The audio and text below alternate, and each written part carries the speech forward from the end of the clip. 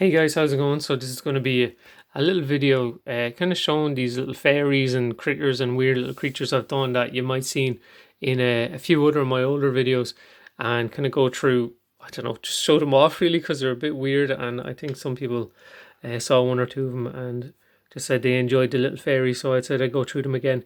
So these are little gnomes that you've seen in an older video, but it's the same type of idea with all these. These were little MDF circles that are slightly smaller than the 25mm base. So this 25mm base, you know what I mean? They're a bit smaller. You could really pop them on it, but you know, they're that bit smaller.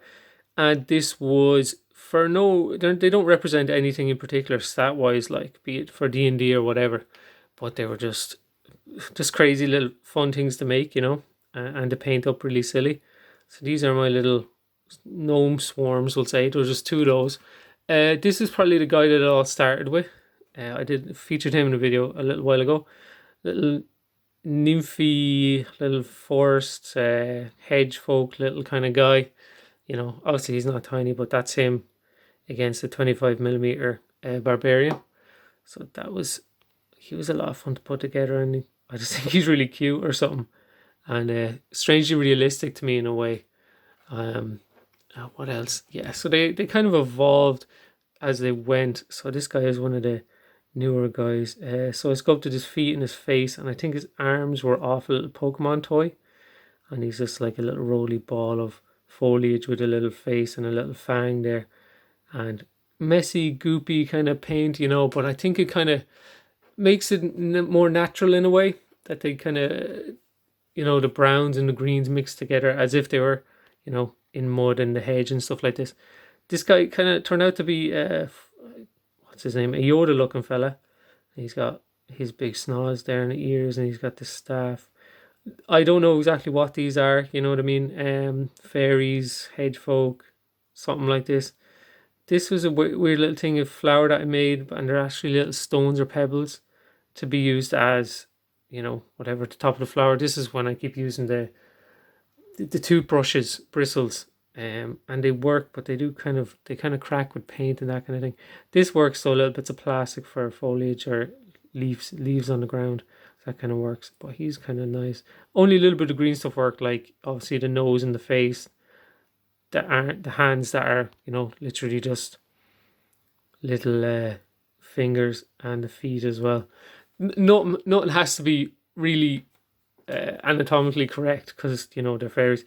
This is strange, a big bird thing. I'm pretty sure I featured these in older videos.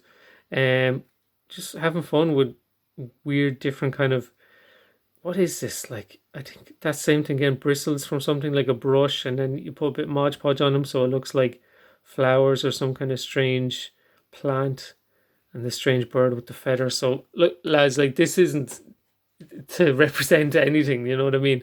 This little funny plant guy, he looks a bit bemused or something. He doesn't look evil or anything. He's like, hey, get out of here. And the texture on the ground is all just bits and bobs as well.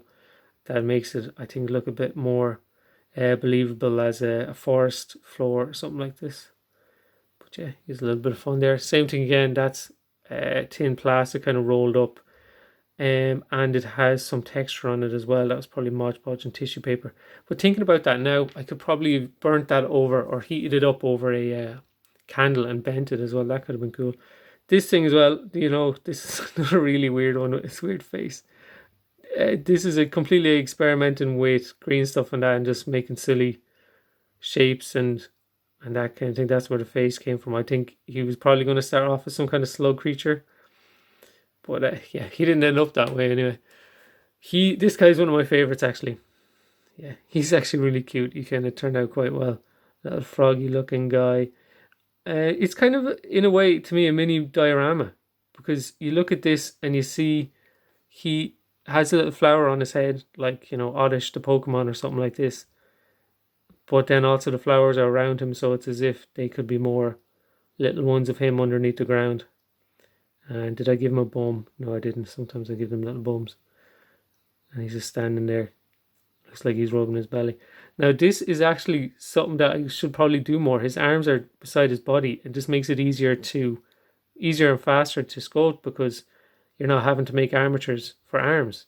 you know. And it worked with his pose, with his tilted head slightly. It kind of makes him cuter again. And like, look at that, the face is as simple as it could be, you know. Very muted tones in the browns and the greens. What really pops is really the green and the orange, really, you know. And that's him versus why would he be versus? He's probably the smallest guy, actually, this barbarian here. But yeah, he's one of my favorites. Some of the other ones that I've done more recently, strange winged hairy creature, Banshitsu looking, I think, with these different textures. I keep using like sand and little bits of grass and twine and stuff like this, and then putting paint over it, so it adds a lot of interest and texture that you don't really need. You can just dry brush over, and if you're not too bothered with how precise it is, it can just turn into texture really quickly without too much effort. Like this guy as well. I think I featured him not so long ago. But same thing again, more so with the ground here. These are just kind of the little bits I've made on these little MDF bases. But same thing again, quickly put together. I think that's just paper and a bit of wire and stuff like that. There's probably a little bit of green stuff too. This guy was originally, the base of this is a model from Hassle-Free Miniatures. These little dog squig looking guys that I might actually get more of, because they might do well on my they might look well or be good bases to convert onto for my snake bites. Because they have these little maws, and I just gave him some little proper eyes and big ears coming out the back here. He's just kind of trotting along. I don't know what you call him. Goblin dog, something like this. I'll leave those guys in a minute.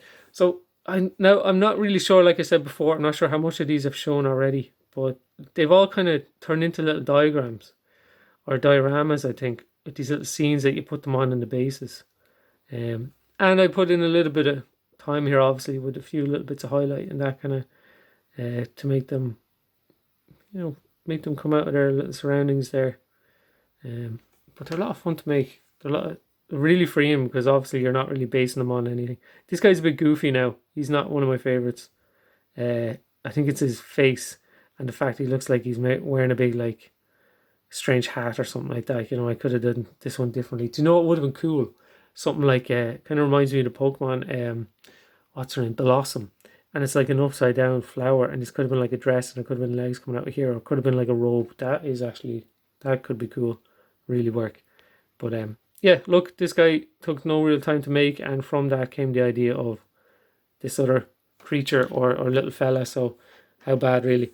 This was, I think, one of my second ones. If the first one was this little guy, this guy was something similar, but my little goblin here, he's pointing and laughing, and then he's picking a bugger out of his nose as well.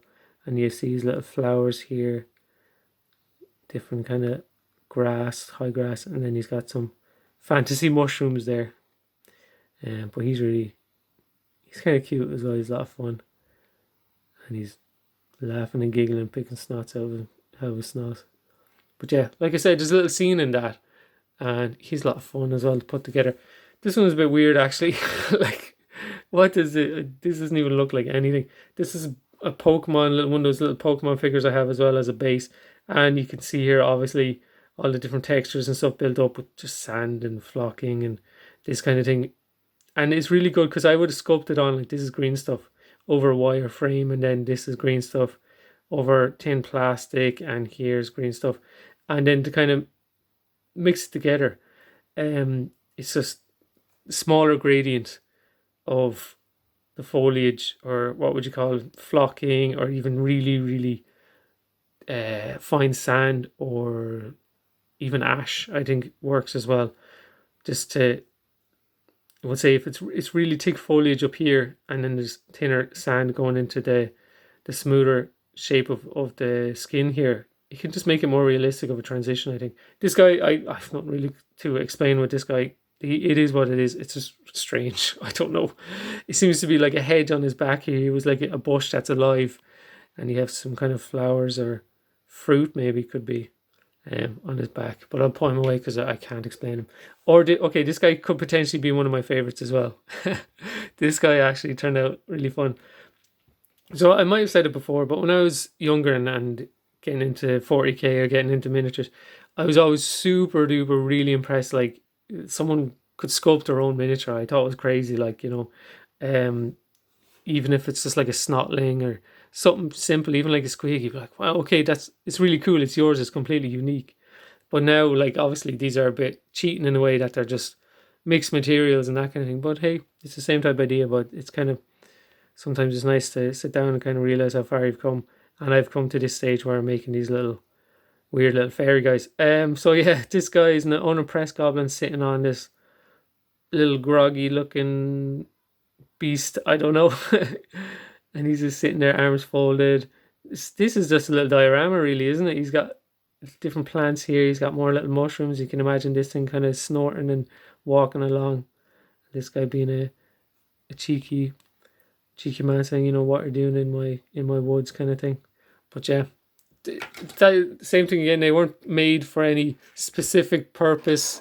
This guy I think I was going to go with just a fairy, make some kind of fairy, but it's strange. He has these horns and stuff like that, so he looked more like a combat fairy or something that would do some damage. That's why I gave him this big spear here. This was kind of an experiment in using this translucent plastic as well. I feel like I might have mentioned some of these, like I said in other videos, but this is I just wanted to put them all in the same video. So this guy here, yeah, same thing with the bases. These work really well. That's just tin plastic. I think it really works as the base detail, and you could use that for things like even like jungle fires and stuff like that for 40k. You could go mad with that, and you've got this weird little whatever that is in that hole there with just a bit of green stuff. But yeah, that's him. Another little fairy. I mean, if I was bothered, I could make a whole little gang of them, or you could make different types of them, like a spellcaster one and that kind of thing. This guy turned out really cool as well. This frog guy. Nothing too crazy on him, but it was just armature. Oh yeah, I did show this before because I remember talking about his arse. But yeah, that's him again. I'm putting him in the same line as these just because it was the same techniques, even if he's on a 25mm. But that's a little froggy guy. Okay, these are the kind of last few guys I was working on. This guy's fun. He's another troll looking fella. Lots of detail on the base there. Obviously still in painting stages. He's got lots of twine and paper and stuff like that. Just kind of just rags and stuff hanging off him. And he's got this staff with this stone as well. That I might, make glow or something like that. That could look really cool. But with a little bit of time, and see, like I actually put in some time into sculpting him with some kind of anatomy. Obviously not completely realistic again because his proportions are a bit odd there with the big forearms and that. But I think his fingers turned out okay. I'll put a little bit of time in that, and yeah, he's kind of cool.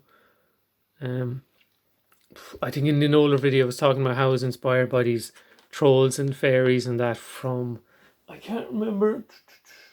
I have the book up there, but I'm not going to get it right now. But yeah, I discussed it in another video, and this artist that I don't recall, but I'll pop an annotation up or something like this. And this is kind of all that style as well. These hedge folk, these little fairies and trolls and stuff like that. But this is the troll from the previous video, or maybe the one before that, in production as well. He's obviously got an arse.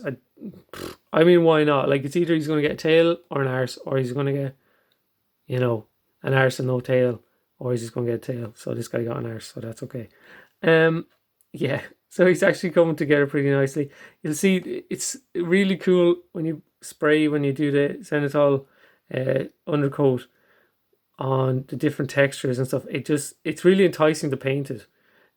He says that while it's not painted, but yeah, this guy's going to look really fun. I think when he's done and he's got a little bit of green stuff as well left. I don't know, I was making fangs or something for the snake bites, and a little bit of green stuff that turned into plants for his base, so he'll be fun. This thing was based on a Pokemon, one of those little Pokemon toys as well, that was built on top of, and it's this crazy squawking bird thing. I don't even know what it is, but to get away with not having sculpt in the back, I just put a lot of static grass on it so it's furry, and that's kind of it. Yeah, spitting out this tongue. I don't know. You could use it for something. It could be like a mutated, big, fat, hairy, what do you call them, vulture or some other kind of fancy creature. It looks like a chick only because it doesn't have any fur or anything on its wings, so it looks like it wouldn't actually be able to fly yet. But that's the idea. Yeah, this is the owlbear from the last video. Yeah, he's coming along. The owlbear chick or cub, still not decided on that one. And last off is this little flipping weird troll goblin creature, man. I don't know. They all got these curly shoes that has just become a thing. And he's got a disgruntled expression on his face there. And I gave him a little. He's kind of a beggar. See, look, he's got a little bowl here, and he's looking for payouts. You know, if you can imagine him scuttling out of the woods and trying to get some money, like someone in Goldshire asking for a gold or something, off the players, and see what they do. But anyway, guys, look, that's kind of it. That's all my little fairies put together. There's my video on my little fairies, and I think maybe my favorite, going back to it, is this guy. But yeah, maybe let me know which is your favorite, and I might make a video in the future if I get back into making silly little miniature fairies. Okay, cheers guys, good luck.